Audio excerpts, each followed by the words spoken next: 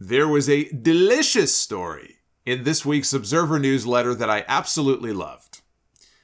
Jeff Hardy, as we all know, was fired a few months ago by WWE after making a very strange exit from the ring during a house show match.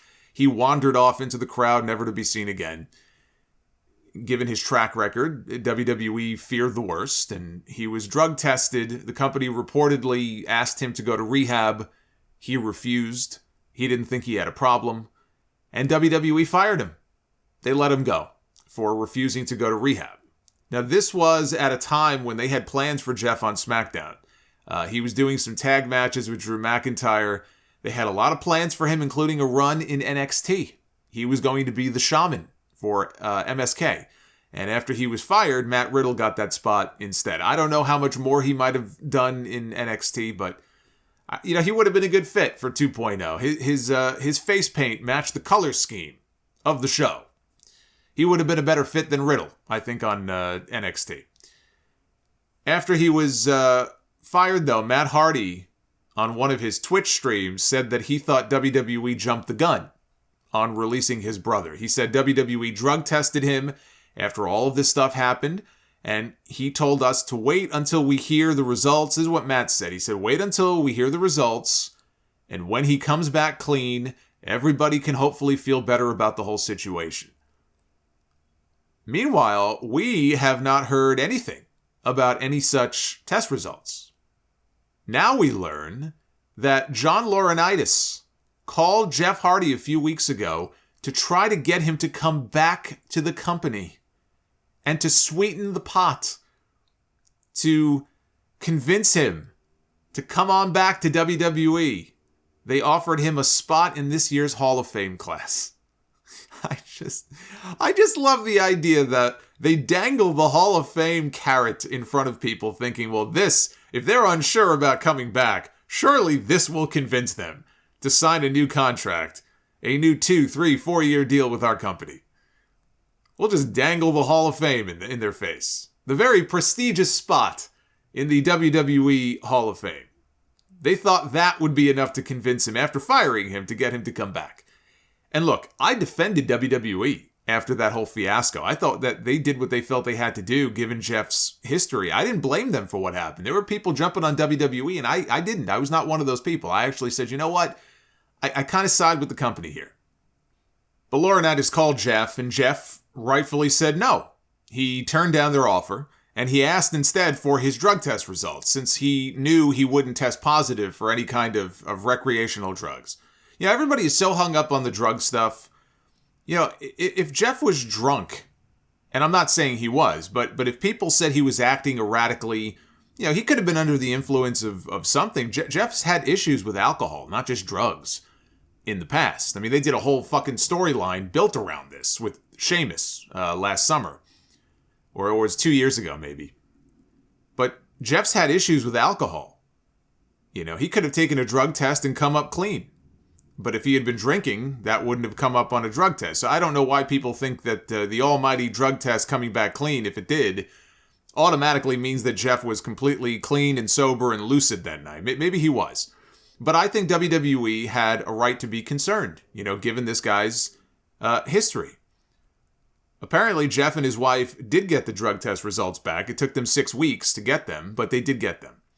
WWE absolutely does not want Jeff Hardy going to AEW. They do not want him walking into AEW to reunite the Hardy Boys with his brother, because they know that as soon as his non-compete is up in March, that's exactly where he's headed. We all know that Tony Khan is going to have that contract in hand the second that non-compete expires. This also shows that even though he's still within his 90-day non-compete period and they're still paying him, they can't just unfire him. For anybody wondering how these types of things work. But there isn't a doubt in my mind that he is AEW bound in a couple of months. He and Matt are already booked for their first match back together on March 12th for Big Time Wrestling up in Massachusetts. The Briscoes are wrestling SAT, and the winner of that match will go on to wrestle the Hardy Boys in the main event. There is money in one last Hardy's reunion. They'll have plenty of teams to work with in AEW, right? From FTR to the Bucks to Red Dragon.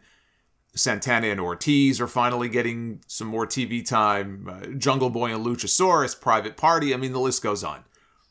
The Acclaimed.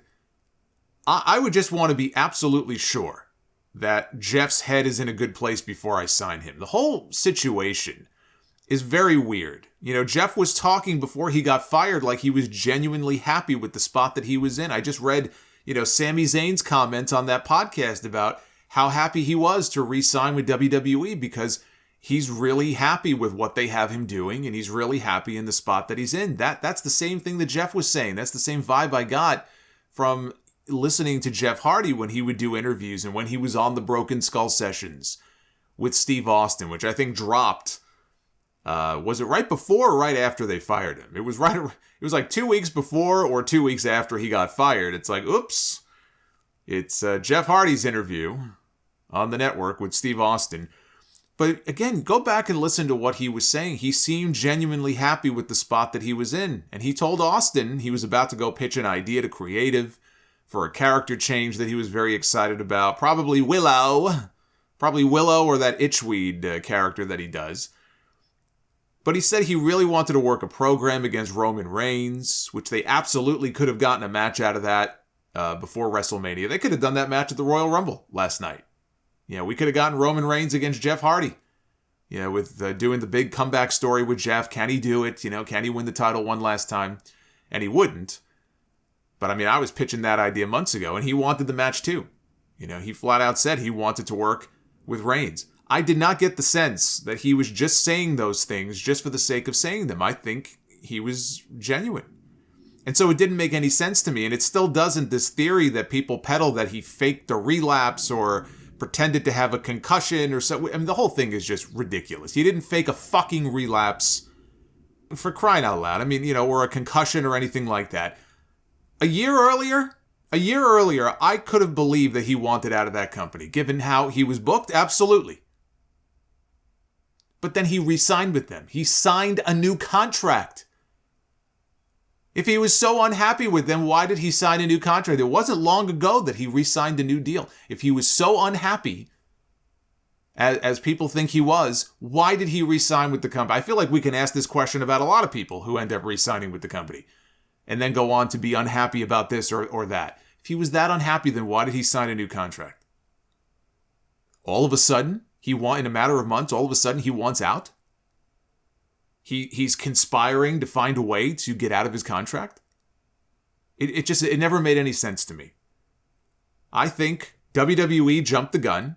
They lost a pretty big name, and they don't want that name to end up in AEW. They have basically handed Jeff Hardy to Tony Khan. And now they want him back. And look, we'll even put you in the Hall of Fame. I don't think Jeff would even want to go into the Hall of Fame without his brother. How are you going to put Jeff Hardy in the Hall of Fame before first putting the Hardy Boys into the Hall of Fame? That just would feel wrong to me. I would imagine Jeff probably had a good laugh when he saw the name on his caller ID that day.